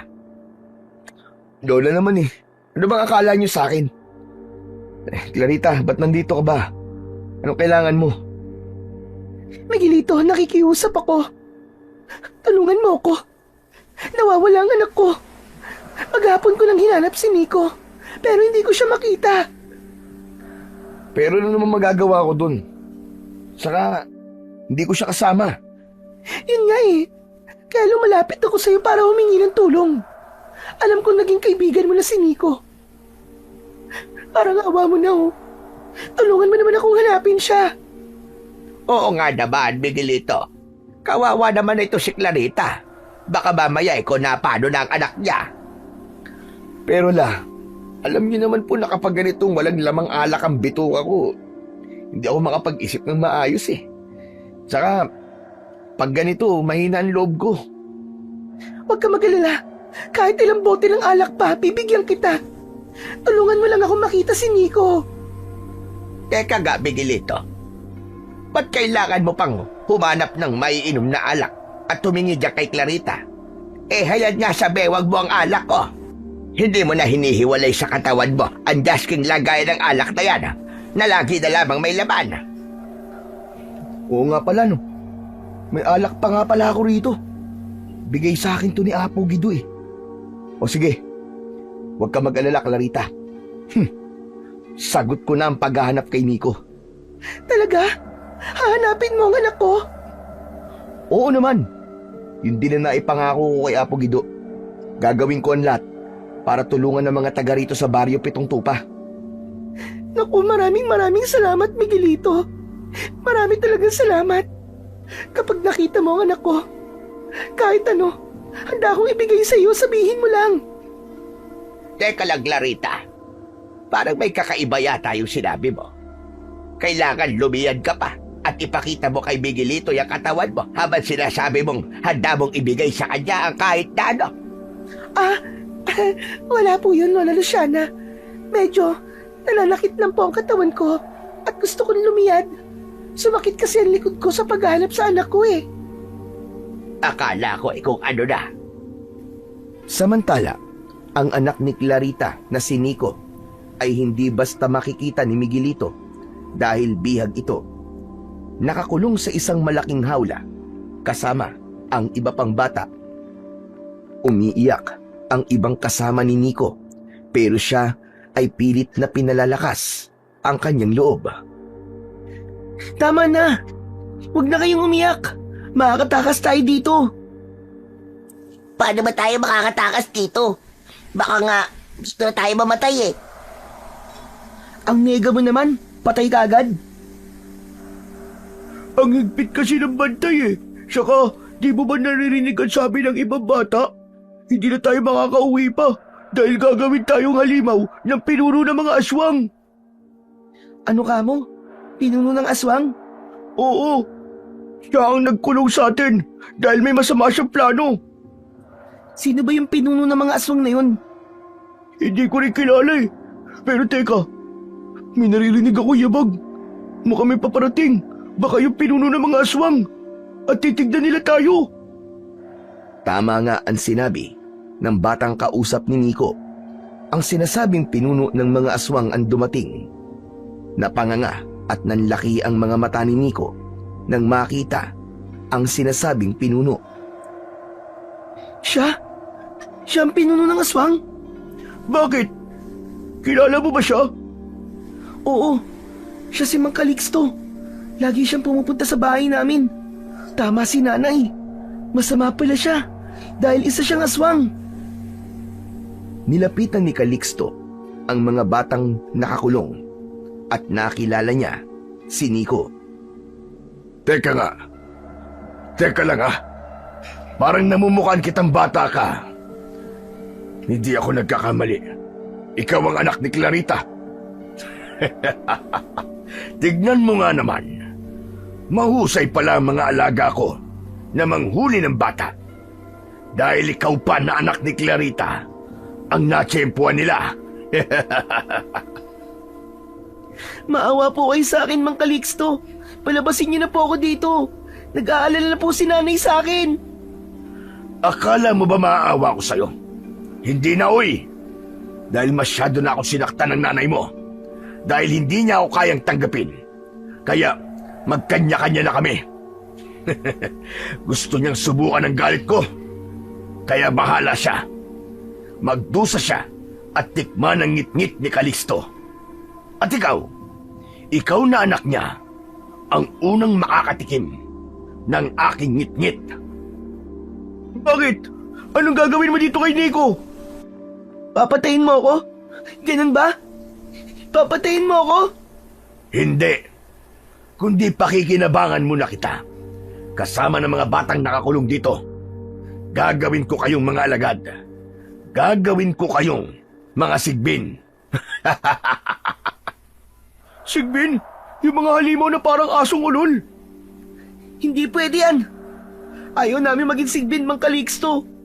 Maawa na po kayo sa amin. Ayaw namin maging halimaw. Tinalikuran na ni Calixto ang mga batang kausap. Wala siyang planong pakinggan ang pagmamakaawa ng mga ito. Iisa ang tiyak niyang gagawin, ang maging mga sigbin ang batang kanilang biyag at kasama noroon si Nico. Anong gagawin natin, bata? Boyeng ang pangalan ko, Nico. Tama ba? Nico ang pangalan mo. Yun ang sabi kanina nung pangit na pinuno ng mga aswang eh. Oo, tama ka. Nico nga ang pangalan ko, Boying. O ano? Paano na kaya tayo ngayon? Hindi ko rin alam eh. Dahil siguradong hindi nagbibiro ang mamang pangit na yun. Gagawin niya tayong kanyang mga alagad. Magiging sigbin tayo. Ayoko maging halimaw, ayoko. Ayoko maging pangit na sigbin at magasik ng lagim dito sa baryo natin. Ako rin no. Ayoko rin ng ganun. Sino ba namang gustong maging halimaw? Pero Nico, paano kaya tayo makakatakas dito? Si Mang Miguelito. Sana malaman niyang nakakulong ako para tulungan niya tayong iligtas. Yung lasinggero? Aba, paano tayo ililigtas nun? Walang alam yun kundi uminom ng alak at magaya ng gulo. Laging lasing yun eh. Basta, alam ko matutulungan niya tayo. Dahil kakaiba si Mang Miguelito kapag nalalasing. Nagiging matapang siya at kaya niyang humarap sa mga aswang. Saka, iniligtas niya na akong minsan eh. Sana nga totoo yan, Nico. Para iligtas niya tayo rito at hindi tayo maging sigbin. Samantala, ang taong kanilang inaasahan ay naroon sa kakahuyan at tumutungga ng alak na galing kay Apo Guido. Nang makaramdam na ng tama si Miguelito, ay naalala niya ang pakiusap sa kanya ni Clarita. Kaya ang interes niya para tulungan ito ay sumidi. Bunga yun ng epekto ng alak na kanyang ininom. Mas nagiging matalas ang isipan niya kapag nalalasing. Nagiging malakas din ang loob na pakiramdam niya'y kayang-kaya niya ang lahat. Humanda talaga ang mga aswang na yan. Lalo na ang sigbin na yun. Isa-isa ko silang papatayin. Dudurugin ko sila sa aking mga kamay. Pasasabugin ko ang kanilang mga ulo gamit ang kamao ko. Tinaak na ni Miguelito ang dilim ng gabi. Laking pagtataka rin niya dahil maging ang kanyang paningin ay nagkaroon din ng malaking pagbabago. Teka. Sa pagkakaalam ko, gabi na. Ba't parang naglalakad ako sa liwanag ng araw? Kahit gabi na malinaw ko pa rin nakikita ang daan. Talagang kakaiba ang epekto sa akin ng alak na bigay ni Apo Guido. Dahil siguro yun sa mutsalang bignay kung saan gawa ang alak. Teka, si Nico. Ang batang yung kailangan ko nang hanapin. Hindi ko maaaring biguin si Clarita. Alam kong mahal na mahal niya ang kanyang anak at ikamamatay niya kapag may masamang nangyari sa bata. Habang naglalakad, ay narinig ni Miguelito ang mga yabag na tila may mga nagtatakbuhan. Saglit siyang nagtago sa puno. Ramdam niyang paparating na ang mga ito. Posibleng naamoy din siya ng mga nilalang na patungo sa kanyang kinaroroonan. Nang mapatapat ang mga halimaw sa tinatayuan ni Miguelito, ay huminto ang mga ito. Nararamdaman nila na nasa paligid lamang ang kanilang hinahanap. Nagpaikot-ikot ang mga ito para hanapin ang nilalang na naaamoy. Hanggang biglang umalulong ang isang sigbin na tila sinabing nakita niya ang kanilang hinahanap. Kaya napilitan ng lumabas si Miguelito sa kanilang pinagkukublian. Nang makita siya ng mga sigbin, ay agad siyang dinaluhong ng mga ito. Walang anumang sandatang magagamit si Miguelito, kundi ang kanyang kamay na pinatigas ng mutya ng bignay. Kaya ikinuyom niya upang gamitin laban sa mga alaga ng aswang. Lumundag kay Miguelito ang isang sigbin. Nakaiwas siya kaya lumagpas ito. Subalit agad na sinundan ng isa pa. Nahagip ng lalaki ang huliang paa ng halimaw. Gaya ng mga dati niyang ginawa, ay pinaikot-ikot niya yun sa ere, mula sa mabagal hanggang pabilis ng pabilis. Saka biglang binitiwan, kaya tumilapon ito sa malayo, doon, sa kadiliman. Ang iba pang sigbin ay nahawakan niya sa leeg at buong lakas na sinakal. Ang ilan naman ay ginamitan niya ng kamao upang patayin ang mga ito. Sulidong tila bakal ang mga kamao ni Miguelito nang tumama ito sa mga ulo ng sigbin. Subalit may mga natitira pang sigbin na handa siyang atakihin. Tila ayaw din paawat ng mga ito at handang lumaban ng sabayan kay Miguelito. Aba, matatapang talaga kayo ha. Ayaw nyo talaga akong tigilan ha. Sige, patayan at ubusan na ng lahi ang gusto nyo ha. Kaya ibibigay ko sa inyo yun. Mga halimaw kayo! Sa pag-atake ng mga sigbin ay isa-isang pinatikim ni Miguelito ang kanyang galit at panggigigil sa mga halimaw. Hanggang sa tuluyang maubos ang mga ito. Nag-aabang pa siya ng iba, subalit wala nang dumating. Samantala, may isang sigbin na nagbalik sa lungga ni Calixto. Nagsumbong ang umuwing sigbin at sinabi ang nangyari sa kanyang mga kasama. Galit na galit ang aswang na nag-aalaga sa mga sigbin. Bigo na naman siya dahil nabawasan ang kanyang mga alaga. Paano siya magtatagumpay sa kanyang mga plano na palaganapin ang mga kauri niyang aswang sa baryo Pitong Tupa kung lagi siyang nabibigo sa paggasik ng lagim? Kaya kailangan niya nang gawin ang kanyang plano, ang gawing mga sigbin ang mga batang kanyang bihag. Sa kabilang dako naman ng gabing yun ay naging panauhin ni Lola Luciana, si Clarita. Aba, gabi-gabi na napasugod ka pa rito, Clarita. Natatakot po kasi ako sa bahay ko, Aling Luciana. Sobra na rin po ako nag-aalala para sa anak ko. Huwag ka mag-alala. Ginagawa ni Miguelito ang makakaya niya para hanapin ang anak mo. Sana nga matagpuan niya na at may ligtas si Nico. Pakiramdam ko po kasi may kumuha sa kanya. Hindi naman basta mawawala si Nico kung walang kumuha sa kanya. Kahit madalas siyang umaalis, pero bumabalik po yun. Isa pa, may mga bata rin nawawala na taga-ibang lugar. Kaya may kutob akong kasama ni Nico mga batang nawawala. Magkakasama sila. Kung sino man po may kagagawan ng pagkawala nila, dapat silang magbayad. Dapat silang mamatay. Sa kinaroroonan naman ni Miguelito ay patuloy niyang binabagtas ang dilim ng gabi. Naging matalas din ang kanyang pangamoy dahil nasusundan niya ang lugar na dinaanan ng mga sigbin. Ramdam niyang sa lugar na pinagmulan ng mga ito ay naroon ang mga batang nawawala at kasama nga roon si Nico. Hanggang sa huminto siya sa paglalakad, nakarating siya sa isang liblib na lugar na may isang lumang bahay na matagal ng panahong hindi natitirhan dahil natatakpan na to ng malalago at makakapal na gumagapang na halaman. Sa lugar na yon, posibleng naroon ang kanyang pakay. Sa loob ng lungga ni Calixto ay kaharap naman niya ang mga batang bihag. Ngayon na ang oras para pakinabangan ko kayo. Sandali lang po, bossing. Ano pong gagawin niyo sa amin?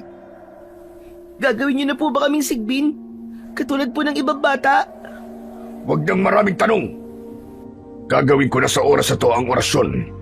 Wala na kayong magagawa pa. Dahil yun talaga ang dahilan kung bakit binihag ko kayo. Huwag po, Mang Calixto. Maawa po kayo sa amin. Sasabihin ko po kay Ina, natanggapin na po kayo. Kung gusto niyo po, pakasalan niyo pa po siya. Ano sabi mo? Papayag ka pakasalan ng nanay mo niyan? Oo, Boying. Basta palayain niya lang tayo. Hunghang, anong akala mo? Maniniwala ako sa sinasabi mo? Hindi ako uto-uto.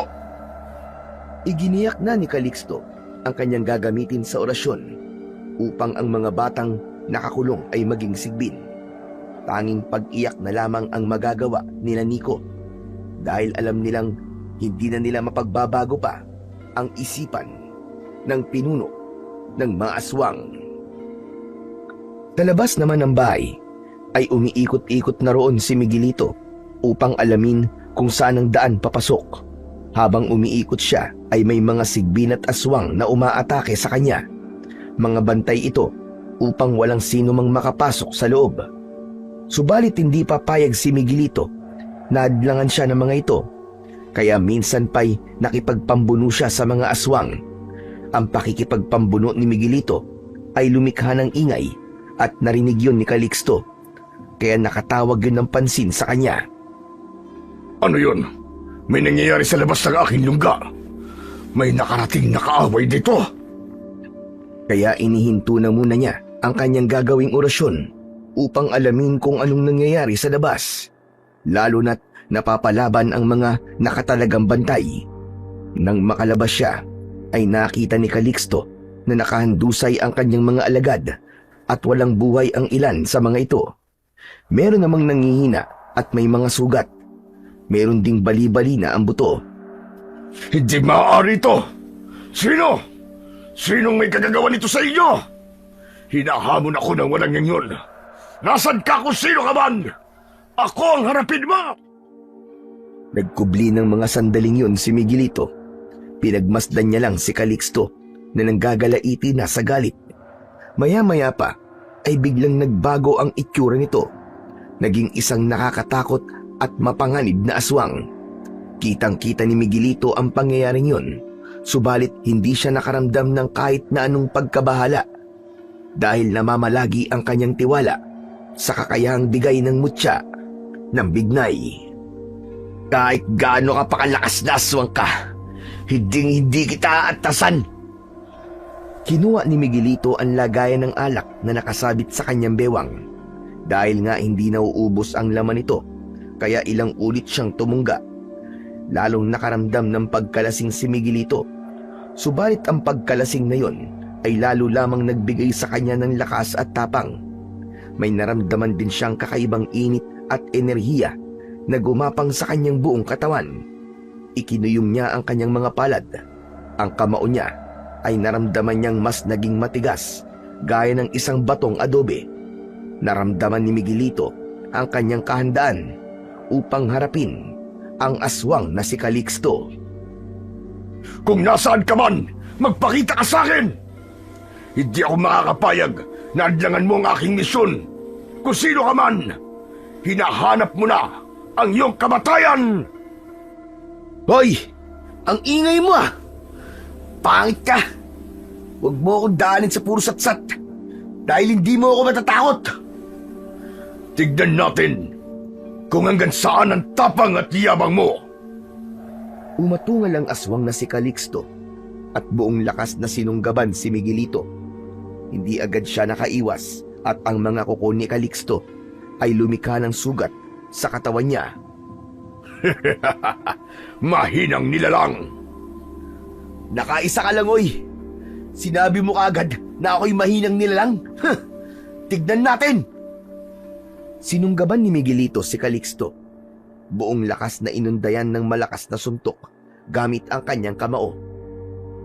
Natanggal ang mga ngipin ng aswang at ang ulo nito ay halos umikot sa lakas ng pagkakasapak ng lasinggerong manunugis.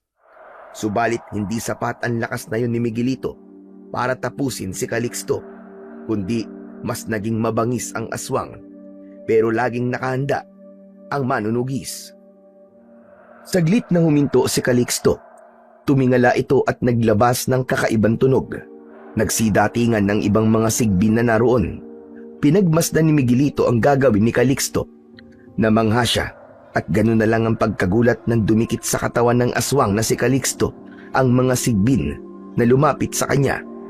Kasunod ang pagbabago ng anyo.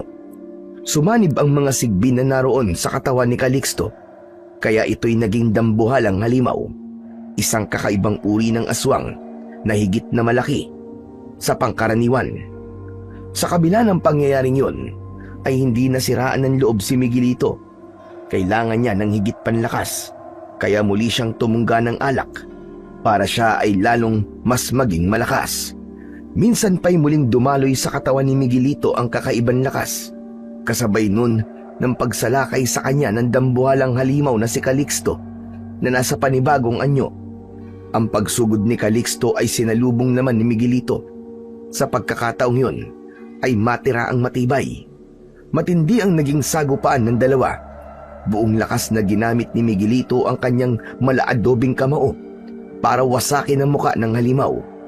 Sumabog ang bungo nito, sumambulat ang utak at kumalat yon sa lupa. Nang bumulagta ang katawan ng dambuhalang aswang, ay binuhat yun ng manunugis sa kabuon lakas na inihagis ni Miguelito sa kadiliman. Kamatayan na yon ni Calixto ay nakita niyang mula sa kung saan ay lumitaw si Nico. Kasama nito si Boying at ang iba pang mga bata na naging biyag ni Calixto. Mang Miguelito! Sabi ko na nga ba ililigtas niyo kami? Ang husay mo, Mang Miguelito. Kahit lasinggero kayo, ang husay niyo palang lumaban. O di ba sabi ko sa'yo, maaasahan si Mang Miguelito eh. Maraming salamat, Mang Miguelito ah. Ang galing-galing niyo talaga. Nakita namin kung paano niyo pinatay ang walang yang Calixto na yon. Ligtas na kayo sa kamay ng mga aswang. Salamat talaga. Buti na lang dumating kayo. Hindi na tuloy ang plano niya na gawin kaming sigbin. Saka naubos na rin ang mga sigbin niya dahil pinagpapatay niyo na po sila. Oo, Nico. Kaya ligtas na ang Baryo Pitong Tupa. Wala na ang kampo ng kadiliman na manggugulo sa atin. Gusto ko na pong umuwi, Mang Miguelito. Jack, nag-aalala po sa akin si nanay. Umuwi na si Miguelito kasama ang mga batang kanyang iniligtas. Tuwang-tuwa si Lola Luciana dahil alam niyang isang kabayanian ang ginawa ng kanyang apo. Sobra kitang ipinagmamalaki, apo ko, Miguelito. Ngayon, kahit lasenggo ka, may naging pakinabang ka. Nagligtas ka ng maraming buhay. Dahil po yun sa alak na bigay sa akin ni Apo Guido. Sana nga, wag na po niyang bawiin pa sa akin eh. Labis naman ang pasasalamat ni Clarita kay Miguelito, kaya lalo lang nadagdagan ang paghanga niya sa lalaki. Maraming salamat talaga, Miguelito. 2 ulit mo nang iniligtas ang buhay ng anak ko. Ginawa ko lang ang tungkuling ibinigay sa akin. Kaya namang oras ay bukas ang bahay namin, Miguelito. Sana kahit minsan ay pumasyal ka naman. Ipagluluto kita ng paborito mong pagkain. Pwede bang masarap na pulutan din para sa masarap na alak na iinumin ko? Oo naman, basta't ikaw. Habang nag-uusap sina Miguelito at Clarita, ay malaki naman ang pagkakangiti ng batang si Nico. Bata pa siya, pero alam niya kung saan maaaring mauwi ang nabubuong pagiging magkaibigan ng kanyang ina at ng lasinggerong manunugis. Nang sumunod na araw ay hindi makapaniwala si Lola Luciana sa sinabi ng apo. Sigurado ka ba sa sinasabi mo, apo? Opo, Lola. Papasyal po ako kina Clarita. Doon ka iinom? Kung may handa po siyang alak, pwede akong uminom. Hindi ko kasi maaaring inumin lagi ang alak na galing kay Apo Guido eh. Nakalaan po yun para sa mahalagang bagay. Lalo na sa pagliligtas ko sa mga taong malalagay sa panganib dahil po sa kampo ng kadiliman. Natutuwa ako sa mga pagbabagong nakikita ko sa iyo, apo. Hindi nga rin po ako makapaniwala eh. Pero nagugustuhan ko ng makipagkaibigan. Ito siguro ang epekto ng alak mula sa katas ng bignay. Gaya ng sinabi sa akin ni Apo Guido. Sana nga'y tuloy-tuloy na yan, apo. Dahil wala akong ibang hinahangad, kundi makita kang bumabalik na sa dati at maging masaya. At ang paglalasing mo ay gagawin na lamang kapag kailangan mong maging malakas at matapang dahil may tao kang kailangang tulungan. Huwag po kayong mag-alala, Lola Luciana. Dahil alam kong di magtatagal, mangyayari't mangyayari po yun. Napangiti na lamang si Lola Luciana dahil malaki ang pag-asa niya na magiging maayos na muli ang buhay ng apo at magiging malaking bahagi nun si Clarita at Nico.